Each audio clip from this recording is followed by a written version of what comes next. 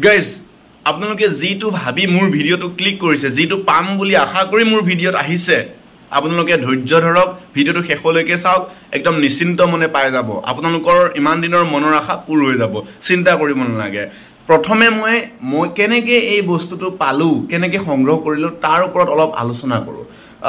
প্ৰথম মই যেতিয়া ইউটিউবত এদিন দেখিলোঁ অৰ্চিতা ফুকন এনেকৈ কিবা এটা ইণ্ডাষ্ট্ৰীত গৈছে, তাৰপিছত কমেণ্টবিলাক চালোঁ, তাৰপিছত ডাইৰেক্ট ইউটিউবত অৰ্চিতা ফুকন বুলি চাৰ্চ কৰিলোঁ। চাৰ্চ কৰাত বিভিন্ন ধৰণৰ বিভিন্নজনে ইনষ্টাগ্ৰামৰ 4-5টা ভিডিঅ' অৰ্চিতা ফুকনৰ ইনষ্টাগ্ৰামৰ 4-5টা ভিডিঅ' জইন কৰি পেলাই ইউটিউবত আপলোড দিছে।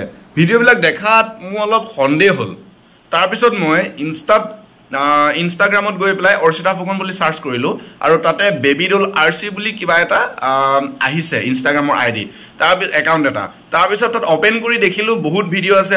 ভিডিঅ'বিলাক চাওঁতে অলপ লক্ষ্য কৰিলোঁ ভিডিঅ'বিলাক যেন কিবা এডিটিং কৰা, এনেকুৱা অনুভৱ হ'ল যেন AI জেনেৰেটেডহে কৰিছে, AI জেনেৰেট কৰা ভিডিঅ' যেন অনুভৱ হ'ল। তাৰপিছত মই চালোঁ অৰ্চিতা ফুকন যি বুলি আচলতে প্ৰচাৰ হৈ আছে যে কি বোলে আপোনাৰ কিবা মডেলিঙৰ লগত জড়িত, বিখ্যাত মডেলিং। অৰ্চিতা ফুকনৰ নামটো শুনা নাই আজিলৈকে।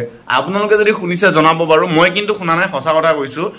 কোনো মডেলিং হিচাপে অৰ্চিতা ফুকনৰ নাম শুনা নাই আৰু কি এইবিলাক নাজানো। আচলতে অৰ্চিতা ফুকন নামৰ ছোৱালীজনী এই দুনিয়াত এক্সিষ্ট কৰে নে নকৰে, নে কেৱল কম্পিউটাৰ বা ডেকা ল'ৰাবিলাকৰ মনতহে এক্সিষ্ট কৰে, এইটো কথা থিৰাং নাই। এতিয়াও সঠিকতা মই পোৱা নাই, পালে আপোনালোকক জনাই দিম। কিন্তু মোৰ বোধেৰে এইটো মেবি AI জেনেৰেটেড কেৰেক্টাৰহে হ'ব। আপোনালোকে এনেই হাবাথুৰি খাই পৰিছে। এতিয়া চাগে ভাবিছে কি হ'ল, লিংক পাম বুলি ভাবিছিলোঁ আৰু এনেকুৱা ভাইৰেল হৈ আছে, ইউটিউবটো খুলিব নোৱাৰি। টপিক চেঞ্জ হৈ আছে ন, বৰ্তমান পুৰা ভাইৰেল হোৱা টপিক চেঞ্জ হৈছে। তাৰ ভিতৰত এটা সেই অৰ্চিতা ফুকন আৰু চাৰ্চ লিষ্টত চাৰ্চ নাম্বাৰ অফ পিপল কি হৈ গৈছে, পুৰা বাঢ়ি গৈছে। অসমৰ ভিতৰত 2nd পজিশ্যন নে কি পজিশ্যনত আছে বুলি শুনিছোঁ। গতিকে ভাবি চাওক আমাৰ নৱপ্ৰজন্ম কি দিশত গতি কৰি আছে। আপোনালোকক ইউটিউবৰ এই ভিডিঅ'ৰ লিংক লাগে নহয়নে? পাই গৈছে লিংকটো। এইবিলাক বাদ দিয়ক, এইবিলাক মিছা, সম্পূৰ্ণ মিছা। আপোনালোকে নিজৰ কামত লাগি যাওক, ঠিক আছে।